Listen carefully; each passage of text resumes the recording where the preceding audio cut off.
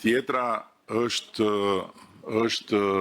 biseda që u zhvillua lidhur me çështjen e mishit, edhe me problematikën e mishit importit dhe me problematikën e blegtorëve. Tani, ne kemi disa shembuj, nuk kemi një, por me që e solli dhe Arjani me drejtu si shembull, po si edhe unë, ne na duhet të nxisim fort dhe ta bëjmë të gjë krijimin e pikave të reja të kultivimit të imtave në natyrë. Dhe stani i Çajupit është një shembull spektakolar, jo thjesht për blegtorinë, por dhe për turizmin. Dhe koncepti i integruar i stanit Çajupit, kombinuar blegtoria me turizmin, është një koncept fitues. Kemi diskutuar për të dalë me një program të posaçëm për të mbështetur krijimin e staneve dhe të fermave në natyrë, në fush, siç pash ka gatishmëri. Në Korçë kemi dy sipërmarrje të dalluara, po them, në përpunimin e mishit. Kanë të gjithë të drejtën që të jenë të shqetësuar nga njëra anë për sa i përket konkurrencës që bëhet si rezultat i pamundësisë për të ndarë importin e mishit për shitje nga importi i mishit për në produktet e tij, dhe duhet të adresojmë këtë çështje. Por nga ana tjetër kemi drejt që t'ju kërkojmë, dhe ata e pritën me shumë entuziazëm, që të përfshihen në krijimin e një zinxhiri të ri komplet të blegtorisë, për të pasur shumë më tepër prodhim mishi vendas në treg dhe për të eksportuar. Na duhet të krijojmë masë kritike dhe mund ta bëjmë të gjë duke bërë njëkohësisht një blegtori të lidhur me natyrën. Të lidhur me natyrën, dhe është bërë e modës kjo fjala bio, po të jetë tërësisht në natyrë. Dhe po kështu edhe fermat fushore janë plotësisht të mundura, por kërkojnë mbështetje nga ana jonë.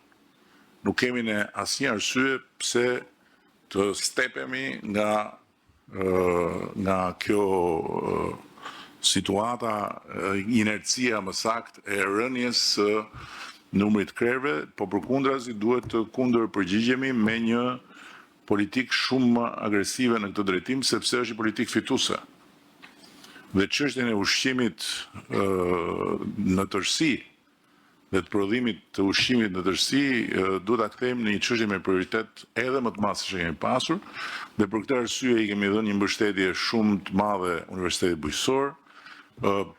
Pas disa ditësh së bashku me rektorin, dhe ju ftoj të gjithëve, nëse keni kohë, do të jemi në prezantimin e ofertës së re të Universitetit Bujqësor.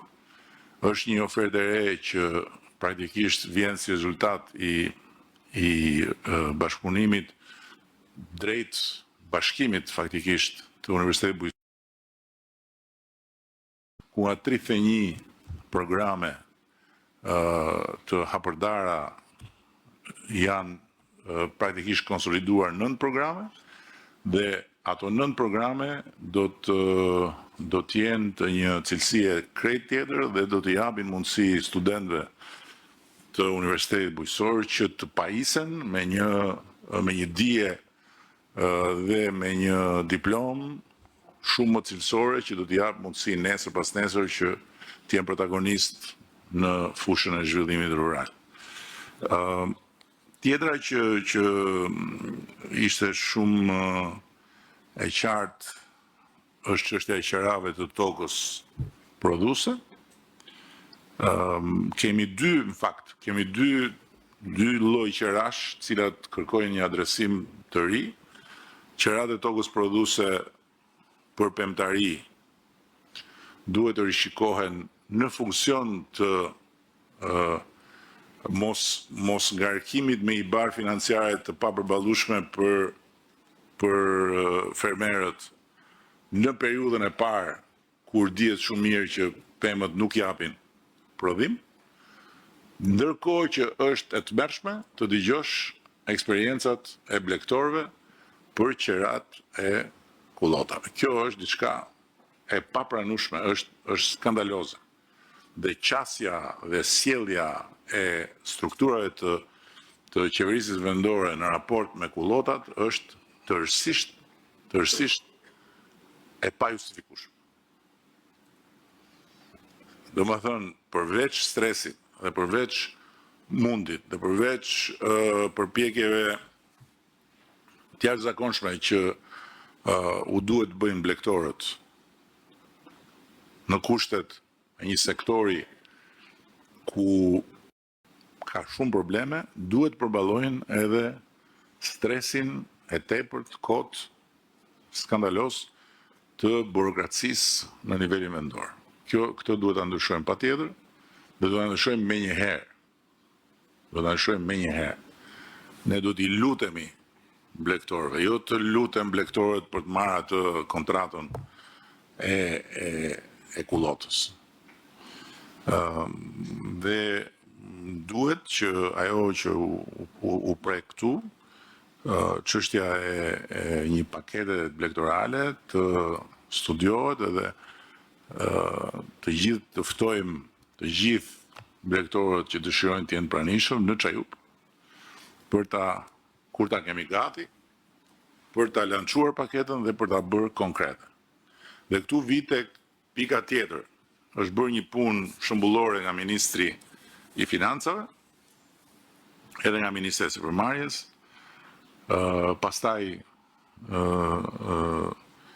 është arritur që me këmbgulje nga qeveria të krijohet një linjë kredie e Bankës së Shqipërisë,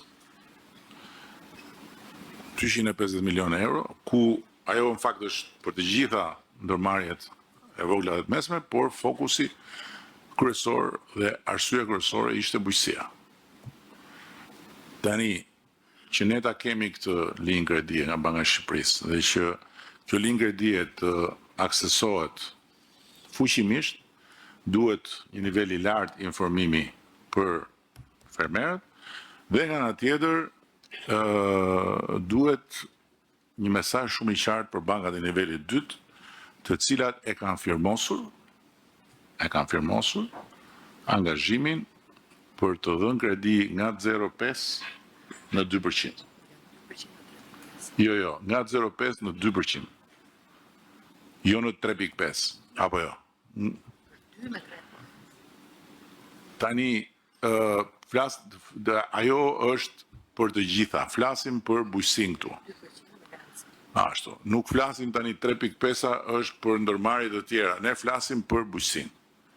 2% dhe nuk asnjë presje më shumë duhet të jenë shumë të qartë bankat e nivelit 2, sepse e kanë firmosur këtë gjë. Dhe patjetër që për sa I përket riskut është garancia e qeverisë dhe patjetër që duhet të jetë edhe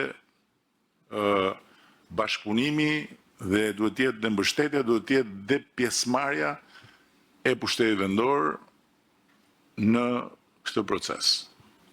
Dhe për këtë arsye ne kemi folur më parë dhe duhet të bëjmë një hap të rëndësishëm përpara që ta ngarkojmë drejt për drejt pushtetin vendor, njësitë e qeverisë vendore me pjesëmarrjen në sipërmarrjen bujqësore. Është plotësisht e mundur, e bëjnë gjitha bashkitë e planetit dhe për këtë duhet që ne si qeveri të angazhohemi në këtë fazë të parë dhe drejtuesit e qarqeve duhet të marrin përsipër të bëjnë punën e tyre në mënyrë që të krijojmë nuklet e para të bashkëpunimeve në shembullin e disa bashkive, se nuk është se po nisim nga hiçi, kemi konkretisht Bashkinë e Roskovezit për shembull, që ka bërë hapa në këtë drejtim, po janë shumë pak. Duhet ta bëjmë këtë gjë me patjetër.